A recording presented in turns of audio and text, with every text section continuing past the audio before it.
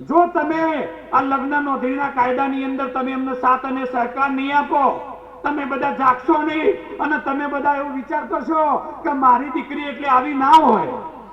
બધા માતા પિતાને એવું હોય કે આપણી દીકરી આવી ના હોય.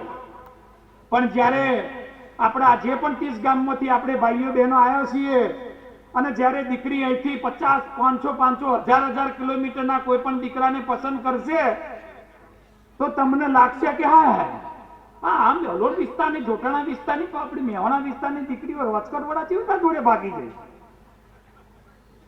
કેવી થા? મોબાઈલના કારણે.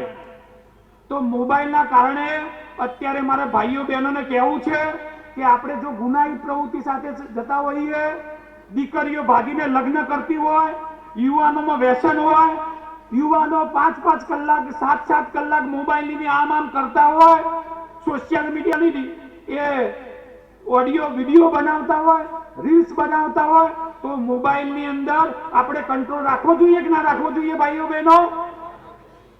તો આપણે બધાને હું હાથ જોડીને એસપીજી વતી વિનંતી કરું છું ભાઈઓ બહેનો કે મોબાઈલની અંદર આપણી દીકરીઓ કે યુવાનો જો પાસવર્ડ રાખતા હોય તો પાસવર્ડની આપણને ખબર હોવી જોઈએ.